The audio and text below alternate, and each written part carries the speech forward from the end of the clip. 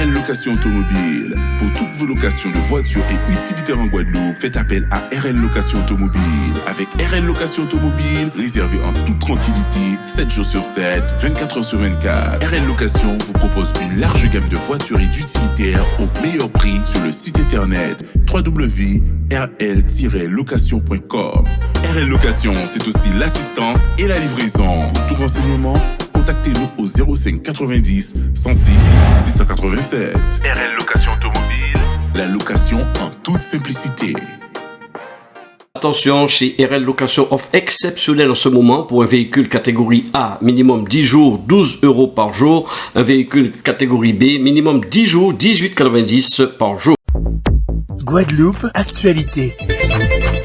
9 septembre 2022, jour où Ibo Simon, le phénomène, a rejoint sa dernière demeure avant d'être inhumé au cimetière de Basse-Terre. Cet après-midi, un dernier hommage lui a été rendu lors d'une cérémonie à Pointe-à-Pitre. Regardez. Aujourd'hui, c'est l'enterrement. Ça a commencé et nous savons que Ibo va être enterré à Basse-Terre. Alors c'est vrai que là, hier soir, j'ai pas dormi. Je crois que mon cerveau m'a joué des tours. Et j'ai même rêvé d'Ibo. Alors, ouais, je pense que c'est normal, hein, avec tout ce qu'on fait à ce moment. Et je dis encore condoléances à tous les Guadeloupéens, parce que c'est un grand frère qu'on a perdu, hein, je répète ce que j'ai dit hier. Et aujourd'hui, c'est la tristesse encore plus profonde, parce qu'on sait que là, on va l'enterrer aujourd'hui. Condoléances à tout le monde, hein. Donc Ibo, au revoir. Et j'espère qu'il est fier de nous, comme nous on a été fiers de lui. Dernier rendez-vous donc de Ibo, ce grand homme. L'un des derniers. Ouais, c'est ça, hein. C'est le dernier rendez-vous. Hein. L'un des derniers, mais enfin bon, c'est vrai que c'est sa dernière demeure. Et puis on remercie tout le monde, hein. Donc puisque tout le monde savait bien évidemment qui était Ibo. Et jusqu'au bout, on va l'accompagner avec la famille. Voilà, c'est important. C'est vrai qu'on a tenu parole parce que on a fait tous les trois. On avait dit à Ibo qu'on l'aurait amené jusqu'à la porte de l'histoire. Et tout à fait. Et là, on est à la porte de l'histoire avec lui. On va l'amener à sa dernière demeure. Eh bien, on a tenu parole.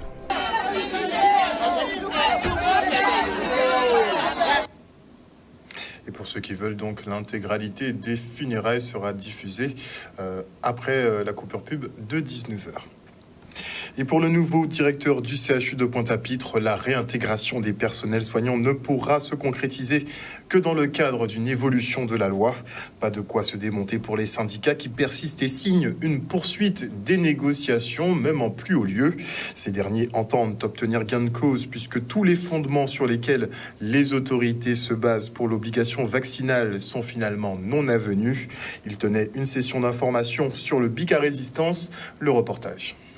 Donc, a dit l'ensemble des travailleurs dans tous les secteurs, mais l'ensemble des Guadeloupéens aussi, que le combat n'a pas arrêté parce que nous ne pouvons rien. Donc, nous pas continuer à mener la lutte, d'autant que nous avons bien vrai qu'il y a dans tous les secteurs d'activité dans le pays là, rien pas caillé. Donc, le combat n'a pas arrêté. Mais nous avons fait savoir aussi que suite à contre là que nous fait avec ministre des Outre-mer, ça nous dit que nous avons fait, c'est voyer en proposition concrète sur les conditions de réintégration de l'ensemble des personnels. Donc c'est ça que nous fait avant hier. Nous voyons un projet d'une part qui était fait vrai que là tout ça qui a été pris en compte comme fondement pour l'obligation vaccinale pas qu'à la route. Si nous là bon matin là, c'est pour expliquer à les travailleurs et aussi à la population Guadeloupe un certain nombre d'événements, mais aussi par rapport au fait que depuis un an et les suspendus dehors sans salaire et que situation là toujours au même point et que déclaration à M. Karenko qui dit que il est d'accord à reprendre monde, mais pour l'instant il n'a pas fait le nécessaire. Nous voulons que même si il dit ça, mais qu'il fait ni moyen ni possibilité qu'il fait rapidement embaucher ces gens là et payer yo. Bidon qu'on faisait pour ça premièrement, c'est porter l'information à toute la Guadeloupe, hein, mettre by position nous, by vision nous et qu'à nous attendre, ok? Et nous croyons sincèrement que c'est important que je dois nous là pour nous faire nous analyser l'avancée et surtout qu'il y a fait. Donc c'est aussi important que nous montrions que détermination nous, parce que pour l'instant, quand nous disons souvent ça y a un bec pas en fall, et nous avons la promesse, nous avons un carrément entre ça y a dit en Guadeloupe et ça y a dit l'arrivée en France, c'est des billets différents. Personnels de santé qui sont suspendus depuis le 15 septembre 2021, soit plus d'un an maintenant. Les enseignants affiliés à la FSUE se préparent pour la mobilisation. Ils réclament une revalorisation salariale malgré les déclarations du président qui annonçait une augmentation de 10%. Ces derniers ne sont pas dupes au vu de l'enveloppe insuffisante présentée lors du budget 2023. Les calculs ne sont pas bons avec 2 milliards d'euros manquants. On fait le point avec Eddy Ségur et Laïdi Ben Adou. La FSU appelle l'ensemble des collègues à participer massivement à la grève. Comme vous le savez, ça fait 20 ans que nous connaissons une dégradation de nos conditions de travail, mais surtout une dégradation du métier d'enseignant. Et donc il faut effectivement permettre aux jeunes de vouloir rentrer dans l'éducation nationale. Et pour cela, il n'y a qu'une seule façon de le faire. C'est revaloriser les salaires, faire de telle façon que nous soyons payés correctement et surtout offrir des perspectives pour tous ces jeunes qui, à Bac plus 5, ne sont payés qu'à 1,4 SMIC actuellement. Le but de conférence de presse, c'était de faire un point sur les salaires dans l'éducation nationale. On sait qu'il y a un gros problème sur les salaires. Ça fait plus de 20 ans que nos salaires sont bloqués. On a une forte augmentation des prix et Emmanuel Macron avait annoncé une forte augmentation salariale. Mais en fait, on s'est rendu compte qu'il a tout simplement menti. Il aurait dû nous faire une augmentation de 10%, plus certains qui voulaient des missions en plus. On se rend compte que cette augmentation de salaire n'aura pas lieu. On s'en est rendu compte parce que la proposition de budget de l'éducation nationale est parue hier et il aurait dû y avoir 3,9 milliards pour augmenter les salaires comme il l'avait annoncé, puis en fait il n'y aura que 1,9 milliard, donc c'est exactement la moitié, donc c'est un très gros problème. Donc la FSU demande au gouvernement une réouverture des négociations. Les grèves de janvier avaient permis une augmentation de 3,5% en juillet, mais ce n'est pas suffisant au regard de l'inflation. Nous exigeons 300 € pour tous et pour cela il nous faudra effectivement être extrêmement déterminés et les ensembles des collègues peuvent faire confiance à la FSU pour justement faire de telle façon que nous puissions gagner ce combat. Aujourd'hui, nous ne pouvons pas accepter que pratiquement 350 collègues manquent à l'appel devant les élèves dans le second degré. Dans le premier degré, c'est pratiquement une cinquantaine d'enseignants qui manquent. Et donc, ça crée nécessairement des déscolarisations d'élèves, mais aussi un certain nombre d'élèves n'ont pas tout simplement l'ensemble des heures de cours auxquelles ils ont droit. On va être très vigilant sur ce qui se passe dans notre académie. C'est pas normal que les Outre-mer et la Guadeloupe en particulier payent cette faillite éducative que veut Macron. Parce qu'il ne faut pas se leurrer, hein. Macron ne veut pas de l'école pour tout le monde, il ne veut surtout pas de l'école pour les Guadeloupéennes et les Guadeloupéens, il veut de l'école pour une toute petite frange de la population très, très favorisée, et malheureusement, il ne pense pas à nous. Et notez d'ailleurs, en parlant de travail, que les débats concernant la réforme des retraites débuteront en janvier prochain. La retraite sera fixée à 65 ans, puisque de toute façon, en cas de blocage des oppositions, pour cette loi, Emmanuel Macron a déjà annoncé la couleur et dit qu'il n'hésitera pas à dissoudre tout simplement l'Assemblée si nécessaire. Donc a priori, la retraite sera à 65 ans. Ce sera voté l'année prochaine. Et suite à la rupture d'une canalisation principale du FEDER de Bellocado, la Grande Terre est difficilement approvisionnée. Les tours d'eau sont donc de retour pour une période indéterminée. Alors pour soulager la population, une unité mobile de dessalement d'eau de mer est installée sur la Riviera du Levant. Le reste en images. Mais là, le sujet de préoccupation majeur qu'on a, et vous le savez très bien, c'est la Riviera du Levant. Qui sont d'ailleurs des zones dans lesquelles on a déjà des situations qui sont complexes avant l'arrivée de la tempête. Mais là, avec la destruction d'une partie de la canalisation à Capesterre-Bello, on a un problème de pression d'eau, concrètement. Donc on produit autant que... le syndicat produit l'eau nécessaire, mais le problème, c'est la pression qui n'arrive pas à arriver jusqu'au bout, et notamment à Saint-François, à Sainte-Anne et à Gosier, sur les points hauts. Ce sont vraiment les points les plus problématiques. Notre mission, c'est de produire de l'eau, de l'analyser et de la distribuer auprès des quartiers qui en ont le plus besoin. Donc pour cela, nous sommes organisés en plusieurs équipes. Une équipe que vous voyez ici sur ce site qui est là justement pour utiliser l'eau de mer et la traiter afin qu'elle soit utilisée comme eau sanitaire, puis eau potable une fois que les autorités sanitaires l'auront déclarée potable. Et une autre équipe qui est chargée avec différents moyens de transport de l'amener jusque dans les quartiers qui en ont besoin. C'est de l'eau qui est produite à partir de désalinisation. C'est pour ça qu'on est ici à Fouilleul, en bord de la mer, pour pouvoir le produire. 50 000 litres d'eau sont produits tous les jours. On vient de débuter la production. Pour l'instant, c'est de l'eau sanitaire. Elle n'est pas encore potable, on est en train de vérifier qu'elle l'est. On pense qu'elle l'est, mais on a juste besoin de tests de l'ARS. Mais en attendant, de l'eau sanitaire, on en a besoin aussi, parce que sinon, c'est de l'eau potable qui est utilisée à ce destin pour les sanitaires. Pour l'instant, nous avons pu distribuer 86 000 litres d'eau en bouteille, donc sur les différentes communes, Le Gosier, Sainte-Anne et Saint-François, avec un effort sur Saint-François, puisque c'est là où il y avait le plus grand nombre d'habitants touchés par les coupures d'eau. Et nous avons également installé des citernes d'eau sanitaire sur différents sites en libre accès où la population va pouvoir venir et utiliser des robinets pour remplir les contenants afin d'avoir de l'eau sanitaire pour chez eux. On vient illustrer ici l'ensemble des moyens que nous mettons à disposition. Je ne dis pas que la solution est idéale. Évidemment, chacun souhaiterait avoir de l'eau au robinet. Là, on est en situation de crise. L'objectif, c'est vraiment de pallier toutes ces difficultés. Et nous, on met tous les moyens qu'on peut mettre en place pour ça. Des citernes, on a déployé déjà une dizaine de citernes et on va en déployer d'autres à des positions qu'on met en place. Le sujet, c'est premièrement de la coordination avec les communes, puisque ce sont les communes qui connaissent évidemment les besoins de la population. On se coordonne aussi avec les associations d'usagers, parce qu'on s'aperçoit que les associations d'usagers ont évidemment une connaissance aussi des besoins. Et l'idée, c'est d'améliorer tous ces points de distribution et la manière de distribuer. On a plusieurs modes de distribution. Soit il y a les gros camions que vous verrez tout à l'heure qui peuvent transporter jusqu'à 5 mètres cubes en une fois. Et puis également, nous proposons des sachets d'1 litre qui sont plus pratiques à transporter pour la population et pour lequel il y a une date de péremption directement écrite sur le sachet. Et notez en bref qu'une trentaine d'enfants âgés de 5 à 10 ans scolarisés à l'école élémentaire de La Jaille ont été victimes, semblerait-il, d'intoxication alimentaire.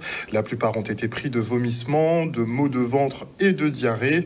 3 enfants ont dû être emmenés par les secours et les autres ont bien heureusement pu rentrer à leur domicile. Parlons maintenant de l'établissement français du sang qui signe une convention de partenariat avec l'association des maires de Guadeloupe. L'idée étant de faciliter la communication autour des collectes, mais aussi la mise à disposition d'espaces et de salles dans chaque territoire. Le reportage de Charlie Dagonia. On a besoin de s'ancrer sur le territoire, d'être plus présent et de pouvoir bénéficier du support des maires de toutes les communes de la Guadeloupe pour nous aider à partager l'information de nos collectes, nous aider dans la logistique, la signalétique, nous trouver des salles et faire connaître nos actions de collecte sur le territoire. On a besoin de ces actions de bénévolat, de ces actions de la société civile, des acteurs de la société civile autour de ce don du sang. On a besoin de ce réseau pour nous faire connaître, pour faire savoir qu'on est là ou qu'on sera là demain sur la collecte et que l'information diffuse le plus possible localement au travers de la population. Nous attendons vraiment que nous puissions avoir d'autres moyens, que nous puissions avoir à disposition d'autres réseaux pour nous permettre de sensibiliser davantage notre population et surtout les plus jeunes. Parce que nous nous rendons compte que souvent, même quand nous allons sur les collectes, eh bien, souvent, il y a beaucoup de refus, mais nous pensons simplement que c'est parce qu'il y a un manque d'information, très souvent, et que parfois, les personnes sont peut-être volontaires, mais sur le moment, ne serait-ce que communiquer, savoir où ça se passe, les raisons pour lesquelles on devrait donner son sang. Donc, c'est tout cela que nous envisageons de redynamiser. Parce que vraiment, il faut absolument, comme vient de dire le directeur, que nous améliorons notre performance. Quand j'apprends que nous sommes à 2% de Guadeloupéens à participer au don du sang alors que la moyenne nationale est à 4%, je me dis il y a un travail à faire. Il y a un travail à faire et il n'y a rien qui nous empêche d'être meilleur que cela. Voilà un domaine dans lequel il n'y a aucun barrage. Où on ne peut pas dire que c'est, comme je disais tout à l'heure, c'est IO qui a empêché nous faire. Donc nous sommes nous-mêmes responsables de cette affaire-là. Une Guadeloupe plus solidaire. Une Guadeloupe qui s'aime davantage. Et je pense que ça fait partie de ces valeurs-là. Et on se rend compte effectivement qu'il y a un travail à faire pour aider l'établissement français du sang à améliorer effectivement la production de sang. D'autant plus que j'ai appris aujourd'hui que la gestion est une gestion à flux tendu, ce qui veut dire que il faut régulièrement, non seulement il faut donner plus, mais il faut que ça soit régulier. Il faut régulièrement donner du sang. Et dans quelques jours, les associations du département débuteront les opérations de sensibilisation autour du cancer du sein à l'occasion d'Octobre Rose. Et le programme sera chargé notamment sur la zone Basse-Terre. Le reportage. Octobre Rose, c'est un mois qui est dédié à la sensibilisation, à l'information concernant le cancer du sein. Alors, on va faire tout d'abord un lancement de cette campagne Octobre Rose à Basse-Terre. Pourquoi Basse-Terre? Parce que nous avons récemment eu du département un local gracieusement mis à notre disposition et nous voulons que la population de la région basse-terrienne sache que dorénavant, ils pourront se rendre dans notre local, au jardin botanique, pour les manifestations, pour les soins supports, pour l'information, pour tout ce qui concerne donc les cancers et en ce moment le cancer du sein. Octobre Rose va être le premier événement de Caricura Phoenix puisqu'on a moins d'1 an. On sera avec la Ligue contre le cancer, c'est tout à fait normal puisqu'on va travailler en complémentarité. Et il faut savoir aussi, Octobre Rose c'est important parce que c'est le cancer du sein, c'est le mois du cancer du sein, mais c'est toute l'année que le cancer existe. Donc nous, chez Caricura Phoenix en tout cas, c'est un travail qui sera sur une durée de toute l'année. Un programme riche en activités. On va commencer par une grande manifestation le samedi 1er octobre avec la ville de Basse-Terre, les commerçants de Basse-Terre et tous les partenaires que nous avons à Basse-Terre. À 11h30, nous convions l'ensemble de la population de Basse-Terre en partant de Trois-Rivières, Gourbert, toute la zone pour un grand village santé sur l'esplanade du port de Basse-Terre. Nous allons nous diriger vers le siège afin de faire l'inauguration en compagnie du conseil départemental et de l'ensemble de l'équipe du comité Guadeloupe de la Ligue contre le cancer. Nous repartirons vers la capitale, vers la ville, vers le centre-ville, par une marche.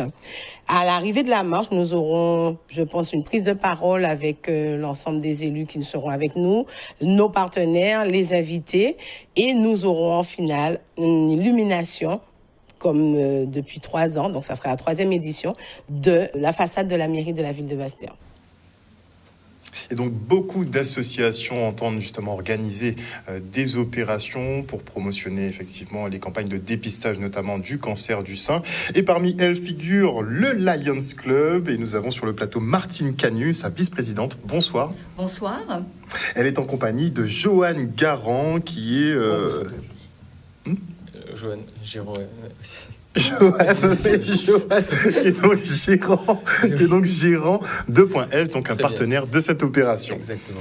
Alors, le Lions Club, à chaque fois que vous pouvez, vous intervenez en faveur des personnes qui en ont besoin. Bien sûr. En fin d'édition, en fin d'interview, on parlera de cette collecte que vous organisez en faveur des sinistrés de la tempête tropicale Fiona. Tout Mais juste. pour l'instant, vous êtes aussi donc mobilisés pour Octobre Rose. Tout juste. Nous sommes très mobilisés et puis effectivement avec, comme on disait, Point S, qui est un partenaire qui nous suit depuis longtemps. Et nous avons effectivement depuis très longtemps voulu organiser une course contre le cancer du sein et bien d'autres, parce qu'il n'y a pas que le sein. Maintenant, on va dire qu'il y a d'autres cancers. Et puis, justement, c'est arrivé qu'aujourd'hui, nous allons effectivement faire cette grande manifestation, une grande manifestation d'envergure, parce qu'on attend 1000 personnes. Donc 1000 coureurs 1000 coureurs, 1000 marcheurs. Enfin, c'est-à-dire que ça va être un peu partagé. C'est-à-dire qu'il y en a qui... On va dire aujourd'hui, c'est pas une course. c'est de la sensibilisation. Chacun va aller à son rythme, marcher, courir, mais il n'y a rien à gagner. Hein. Il faut être conscient de ça. Hein. Voilà, il n'y a rien à gagner. Il n'y a rien à gagner, mais il faut que ça soit avant tout, effectivement, une fête aussi, puisque c'est Octobre Rose. Donc une fête avec, bien sûr, avec 1000 participants. Mais nous les aurons, les 1000 participants. Mais ils pourront quand même tirer une satisfaction personnelle. Bien sûr qu'ils vont tirer une satisfaction personnelle. Et puis, il y aura des intervenants, des médecins qui vont parler justement du cancer. Donc, il y aura un village chanté.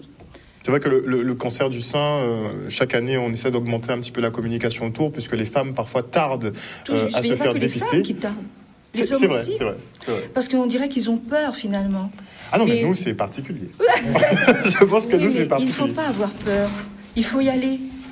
Parce que si vous attendez toujours... qu'est-ce qui va se passer? C'est vrai. Et surtout que plus il est dépisté tôt, plus facilement il est traitable. Donc, il ne faut pas hésiter techniquement. Mais c'est vrai qu'en tant qu'homme, on peut se tourner vers Monsieur Gombault-Saintonge. Ça peut être spécial quand même. C'est un peu spécial, mais bon, écoutez, malheureusement, la maladie, elle est autour de tout le monde. Et que ce soit la femme ou l'homme, moi, j'ai appris qu'un homme pouvait développer un cancer du sein l'année dernière. Donc, c'est vrai que l'information, c'est vrai je pense qu'il y a peut-être un manque d'information envers la gente masculine, je dirais. Donc voilà, donc c'est pour ça que c'est que dernièrement qu'on a commencé à nous inclure finalement. Exactement, parce qu'on s'est rendu compte que la gente masculine développait des hormones femelles, donc après voilà, ça développe le cancer du sein sur certaines personnes. Voilà.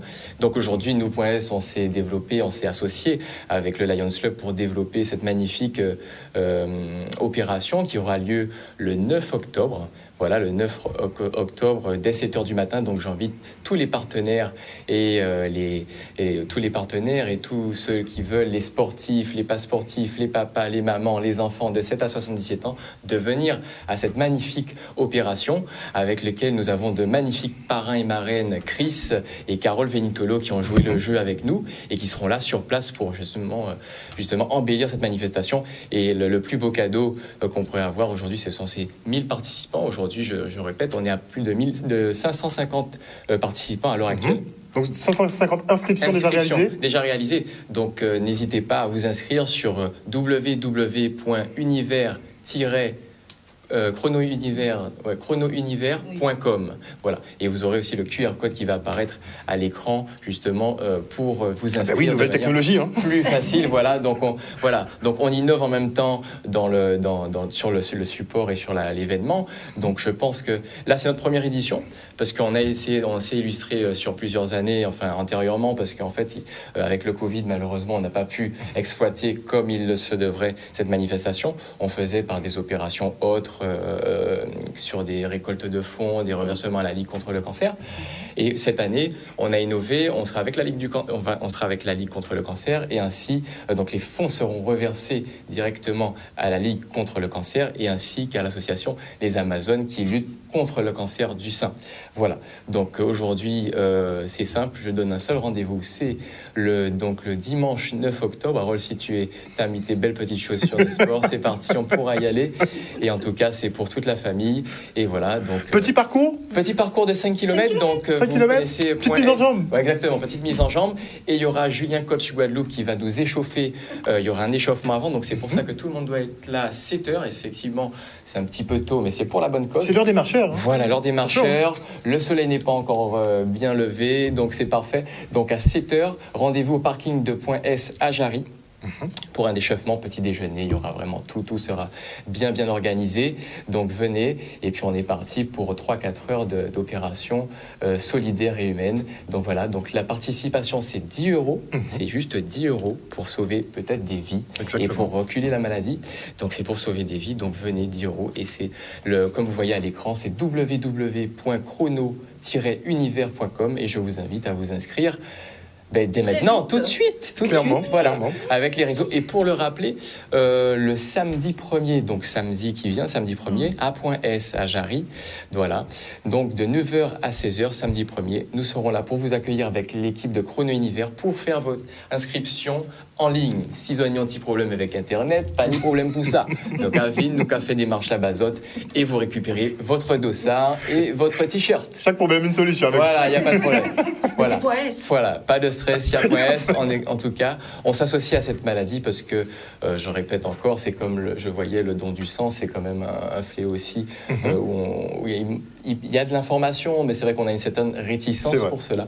Et j'invite tout le monde à venir sur cette magnifique opération solidaire, en tout cas. Et je pense qu'il portera ses fruits, et je pense pour de longues années, en tout cas, avec le Lions Club et Point S et tous nos partenaires que je ne vais pas oublier de citer, si tu me le permets. Bien sûr, bien sûr. Nous avons l'ARS qui nous suit dessus, la région Guadeloupe, on a le département, nous avons Cap Excellence, et nous avons aussi plein d'autres partenaires tels que Midi Caraïbes, Épicentre, Orpi, la société Sodipa pour les boissons, Caroline pour les boissons pour nous alimenter en eau. Nous avons aussi Épicentre avec la boulangerie pour les petits pains. Après, donc il y a le SDIS aussi. Le SDIS également. Le SDIS également. Vous avez Canal 10 aussi qu'on remercie. On a Peugeot Auto Guadeloupe qui va nous fournir un beau véhicule vêtu de tout de rose la semaine prochaine. Donc vous allez pouvoir nous voir sillonner sur les routes de Guadeloupe. RCI Énergie, enfin voilà. Voilà. Et bien sûr, un grand merci à Canal 10 pour ce petit encart qui nous a été bénéfique. Ah, voilà. C'est tout à fait normal. En tout cas, on se donne rendez-vous dès samedi pour les inscriptions et vraiment le jour J, le 9 octobre, je le répète, 2022. Et vous pourrez effectivement peut-être défier Chris dans un petit, dans un petit concours pour les 5 km. Voilà, il sera là et puis voilà, un petit. Il nous a même dit qu'il allait courir. Voilà, il sera là. Ah, mais il faut qu'il court. Voilà. Par un, c'est bien, mais moi je lui dis, il faut qu'il court. Et bien sûr, j'ai oublié de dire aussi, on aura un magnifique village de santé aussi qui sera là avec différents partenaires. Justement avec des docteurs du CHU, des médecins du CHU. Du CHU, bien sûr, qui vont donner effectivement le là, parce qu'il faudrait savoir aussi dépister, savoir quand, où, voilà. Donc je pense, voilà. Alors, et aussi, je pense, tout à l'heure on a parlé du don du sang, mais ils seront là aussi. Ok. Pour faire de la sensibilisation. Pour faire voilà. Toujours. Oui. Toujours. Parce que c'est très important, parce que aujourd'hui effectivement cancer du sein, mais tout autour il y a autre chose. Donc il faut effectivement qu'il soit là aussi pour justement la prévention. Parce que nous sommes, quel que soit le cancer, dans tous les cas, après, la cause, elle est là. Et puis, ça peut entraîner des complications. Malheureusement, nous avons tous un cancer entre nous, et puis soit tu le développes, soit tu ne le développes pas. Exactement. Voilà. Exactement. Voilà. Mais voilà, finissons sur de belles paroles. En tout cas, venez. Mais est-ce qu'il y aura, moi j'ai une question, est-ce qu'il y aura palpation d'hommes? Démonstration peut-être. Ça fait à huis clos, ça. On ne sait pas. Ça sera la surprise. C'est pour savoir. Avant, c'était sage. Voilà. Donc on va voir pour ça. Et donc le rendez-vous est donc donné. Ce sera le samedi 9 octobre. Départ au niveau de Point S à Jarry à partir de 7h. Si vous voulez vous inscrire, vous pouvez aussi vous rendre dès ce samedi, donc le 1er octobre, au niveau de Point S entre 9h et 16h. Et vous attendez au bas mot 1 millier de personnes. Il y a déjà 550 inscriptions. Exactement. Donc, et ça ne fait que monter crescendo. On a des jours par 70 personnes, 50 personnes. Donc il faut vraiment accélérer. Il faut vraiment pas perdre de temps si vous voulez. Si cette opération vous tient à cœur. Oui, mais il faut faire très attention aussi puisque nous avons que 1000 t-shirts. Après, c'est fini. Il n'y a plus d'inscription. D'accord. Parce que ça va être trop et puis on ne pourra plus gérer quoi que ce soit. Donc on s'arrête à 1000. Très bien, très bien. Il faut que ça soit gérable. Alors, pour la manifestation, effectivement, donc pour le cancer du sein, c'est une chose, mais le Lions Club, comme je le disais, est aussi investi... On s'investit dans beaucoup de choses. Donc, notamment pour aider les sinistrés de la tempête. Bien sûr, pour les sinistrés de la tempête, puisque aujourd'hui, c'est vrai que c'est quelque chose quand même qui est affreux, on va dire ça comme ça. Donc aujourd'hui, effectivement, on va nous voir samedi à Destreland, effectivement, on va récolter effectivement pour les enfants surtout, parce que les enfants, ils ont tout perdu. Donc cahiers, sacs, stylos, enfin, tout ce que vous pouvez, il n'y a pas de souci, on est preneur. Surtout de l'opération, ce qu'on va mener, je crois que si on avait bébés, couches, tout ça aussi, tout ça vous pouvez les apporter. Le linge, je crois qu'on arrête avec ça, je crois qu'on arrête aussi avec l'eau, parce qu'il paraît-il qu'il y a de l'eau, beaucoup d'eau. Beaucoup de générosité autour de voilà. Ça, c'est clair. Donc, mais avant tout, c'est clair qu'il faut effectivement penser à ces enfants qui n'ont plus rien. Très bien. Merci beaucoup en tout cas pour tout ce que vous faites, à la fois en tant que club service et vous en tant que partenaire d'opérations caritatives. Merci encore. On remercie Canal 10 pour ce moment. Merci. On est avec vous. Merci beaucoup. Et on part maintenant pour la journée de la biodiversité au jardin de Gaillard à Saint-Claude, avec l'objectif tout simple d'assurer la promotion du jardin créole. Il était très important pour nous d'organiser cette manifestation en partenariat avec la mairie, la ville de Saint-Claude, puisque effectivement nous sommes sur ce projet-là, ça fait plus de 2 ans. Bon, on a eu le Covid, on a dû arrêter à un moment donné, mais nous sommes tenaces. Et nous, notre objectif, c'est de promouvoir justement le jardin créole et de promouvoir aussi la biodiversité des jardins de Guadeloupe. C'est important pour les jeunes, à travers les différents ateliers que nous avons mis aujourd'hui, qui est la journée de la biodiversité, et de déceler comment planter sur un terrain chlordéconé, comment faire le compostage, le bouturage et la mise en pot. Moi, je pense que ça peut changer les comportements. Alors, c'est des petites gouttes d'eau au fur et à mesure. Mais je pense que si, par exemple, si toutes les églises de Guadeloupe étaient engagées dans cette démarche-là, c'est déjà une partie de la population. Après, les enfants, ce sont des ambassadeurs. Je prends auprès de leurs parents. Je prends l'exemple du compostage qu'on fait dans les écoles. Mais c'est des enfants qui disent après aux parents, maman, il faut qu'on adopte un composteur à la maison. Et il faut qu'on réduise le gaspillage à la maison. Donc, les enfants sont des vrais ambassadeurs. Et je trouve que c'est intéressant de travailler avec eux, ou voire de commencer avec eux, pour pouvoir sensibiliser au respect de notre biodiversité, à la protéger et aussi à tout ce qui concerne donc, notre environnement qui est si précieux et dont nous devons prendre soin. Je pense qu'ils sont très enthousiastes et ils s'y apprêtent. Ils mettent la main à la pâte, comme on dit. Ils ont réalisé pas mal de mise en pot et beaucoup de questions émanent de ces enfants. Et maintenant, je reçois Gérald de Bougré, notre inventeur, qui va animer ce week-end un symposium autour de l'énergie. Bonsoir, monsieur Bougré. Bonsoir, Harold, et bonsoir à toute la Guadeloupe. Et puis mes condoléances à monsieur ce cher Ibo Simon. Merci beaucoup.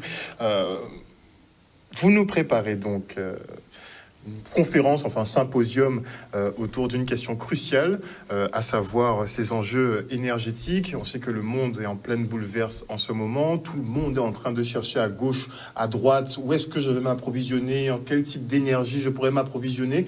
Mais vous avez une solution pour qu'on évite effectivement de se poser la question. Oui, tout à fait. Ben, ça s'inscrit dans la continuité de tout ce qu'on vous avait déjà dit, grâce à vous d'ailleurs, Canal 10, sur les différentes problématiques et les enjeux de l'énergie. Et moi, je parlais déjà à l'époque d'énergie économie. Pour moi, c'est le secteur énergético-économique. Okay, parce que ça, c'est lié pour de multiples raisons. D'ailleurs, on le voit encore aujourd'hui par rapport à ce qu'on peut entendre, ce qu'on peut lire dans tous les journaux, Ukraine, Russie, etc. Et nous, la chance qu'on a, encore une fois, même si le président de la République a dit que il va plus y avoir l'abondance, la Guadeloupe a de quoi vivre en abondance largement, très très largement, pour les raisons que je vous avais déjà citées.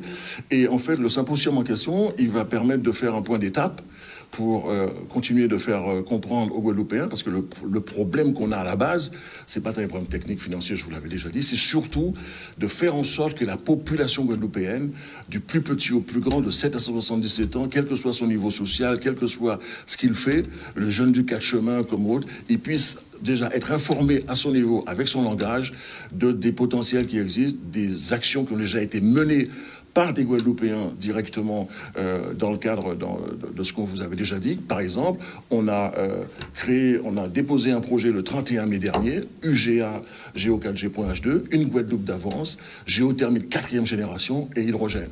Okay. Donc vous avez déposé le projet, c'est fait. Déposé le projet au nom des Guadeloupéens. C'est du Guadeloupéen qui l'a fait, c'est 100% Guadeloupéen. Okay. Première étape, on vous l'avait dit, donc on l'a fait. Deuxième étape, c'est trouver le moyen de faire en sorte que les structures juridico-administratives qui existent aujourd'hui et qui permettent de faire en sorte que les citoyens puissent participer notamment au projet de production d'électricité au travers des énergies renouvelables par ailleurs. Eh ben, en France, il y a plus de 2000 CIC qui existent. On peut regarder dans les trucs qui vont bien.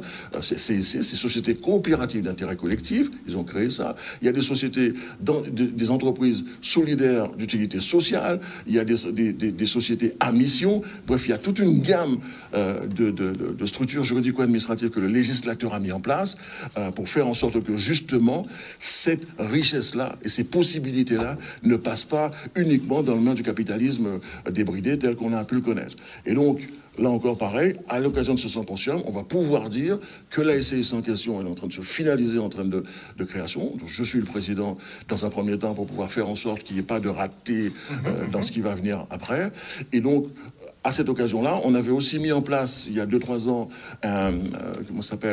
une pétition information, c'est plutôt information mais pétition. On en est pratiquement à 2000 personnes qui sont dit qu'ils sont dans la dynamique.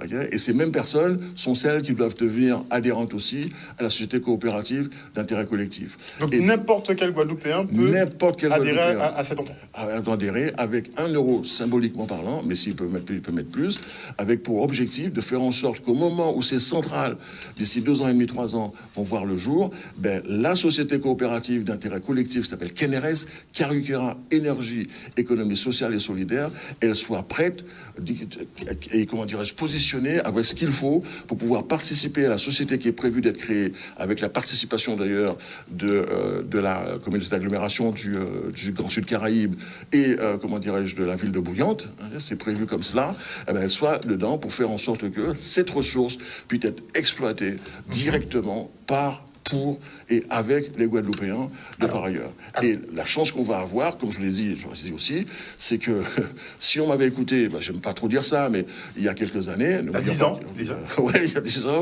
Il y a la preuve par 9. Maintenant, on peut pas me dire non, c'est qui Bitin, c'est X, c'est Y, Z.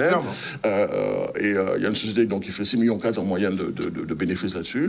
C'est une partie de ces bénéfices-là, comme c'est prévu, aurait permis de créer des fonds de solidarité, un fonds de solidarité de soutien financés par nous-mêmes, pas en attendant ce que vous savez, et les fonds d'investissement qui vont bien. Et là, on multiplie avec ce qui est prévu les bénéfices et les retours sur investissement par 10, voire par 100. Par exemple, aujourd'hui, rien n'aurait empêché qu'on puisse faire ce qu'on a prévu de faire, c'est-à-dire que dès le départ en 2012-2014, produire de l'hydrogène à partir de l'électricité provenant de la géothermie au Tantalpi, et ensuite faire en sorte que par les tankers, on alimente la France et tous les pays du monde avec...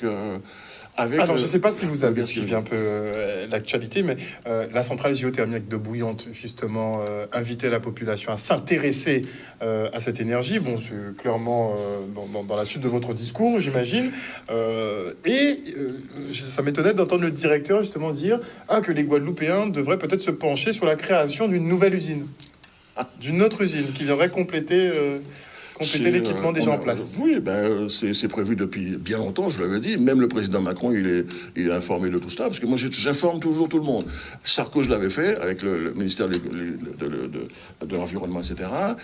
Hollande, je l'avais fait de manière à ce que les gens ne viennent pas dire on ne savait pas. Les seuls qui étaient, malheureusement, j'avais fait confiance aux élus à un moment donné pour faire en sorte que... Mais Malo était avec nous à Bruxelles, je ne vais pas refaire l'histoire, mais aujourd'hui... Lorsque le gouvernement va me dire, mais M. Bougré, où est la représentation locale? Je vais dire, vous savez ce que c'est qu'une CIC? Il y en a 2000 en France. Les Guadeloupéens, ils se sont réunis, ils ont réfléchi, ils ne sont pas plus cons que les autres, ils ont monté une CIC, et c'est eux qui exploitent leurs ressources. Dernièrement, Madame Elisabeth Borne, première ministre, écoutez bien, elle sort d'une des réunions, elle dit que les énergies renouvelables génèrent énormément de revenus et qu'il faudrait trouver un moyen de redistribuer les richesses le plus localement possible. Enfin, je caricature. C'est exactement le plan que vous avez présenté. C'est exactement le plan qui est prévu, etc. Sauf que il y a une répartition pour le développement global de la Guadeloupe, systémique de la Guadeloupe. Il est prévu qu'il y ait des énergies renouvelables non intermittentes, pas de solaire photovoltaïque sans stockage, pas d'éolien, il faut arrêter ça. Et c'est pour ça que je tiens à faire en sorte qu'on fasse ce symposium pour qu'on puisse faire comprendre à ceux des élus qui ne comprennent pas, qui ne veulent pas entendre, etc., la PPE de Guadeloupe, l'outil cadre qui va permettre de dire dans les 3, 5, 10, 15 ans comment la production de l'électricité doit se faire et à quelle quantité par ailleurs. J'ai déjà dit aux personnes, prenez un indicateur, vous prenez l'espace qu'occupent en termes de mètres carrés toutes les unités qui produisent de l'électricité en Guadeloupe, vous prenez le chiffre d'affaires ou le bénéfice, vous le divisez par le nombre de mètres carrés, et vous savez combien le mètre carré rapporte à des personnes qui contribuent pas obligatoirement, j'ai rien contre elles, mais qui contribuent pas à l'économie locale. À l'économie locale. Et comme vous savez qu'il y a l'inflation, qu'il y a tout ce qu'on sait qui se présente, etc. Et ainsi de suite. On a un exemple concret, là où les gens ont parlé, le centre des arts, Kibitin, résistance, machin, tout, etc. L'électricité, il y en a plus. Je me dis, pas de problème. On monte une structure qui va bien pour pouvoir produire de l'électricité à partir des énergies renouvelables, autoconsommation individuelle, collective, terminer, etc. Voilà. Et tout ça, je veux... Vous avez des solutions. Faire en sorte que, oui, et concrète, ce qu'on vous avait dit, on le fait. Par rapport à des choses sur lesquelles les gens ont parlé, puis comme disait d'abord Ibou Simon à un moment donné, dans une de ses émissions, et nous, on met en pratique ce qu'on vous a dit qu'on allait faire. Vrai, et la prochaine étape qu'on a, c'est ça là, sa position pour mettre les personnes au courant, pour leur demander de souscrire, pour leur demander d'entrer dans la dynamique qui vont bien, et surtout, on veut aller au Salon des maires entre le 22 et le 24 novembre 2022, pour présenter à la France entière, au monde entier, ce que la Guadeloupe sait faire au niveau industriel. Merci beaucoup, Monsieur Bougré. Donc, on va donner le rendez-vous. Où se passe le symposium et quand? Le symposium, c'est le 1er octobre qui vient, samedi, à la médiathèque du Lamentin, parce qu'on a la chance qu'a priori, le président de l'association des maires a entendu les choses que je viens de vous dire dans le bon sens du terme. Donc le rendez-vous est donné, ça se passe samedi 1er octobre, toute la journée, de 9h à 17h, et ça se passe à la médiathèque du Lamentin. Franchement, je vous conseille d'y assister. On aura en ligne aussi Monsieur Adenoir Douglas, qui est un énergéticien géothermicien de la Dominique, qui va aussi dire comment les Caraïbes vivent cette crise énergético-économique. Outremernews.fr, le site de l'actualité Outre-mer, 24 heures sur 24 et 7 jours sur 7. Retrouvez la chaîne Outremer News sur YouTube.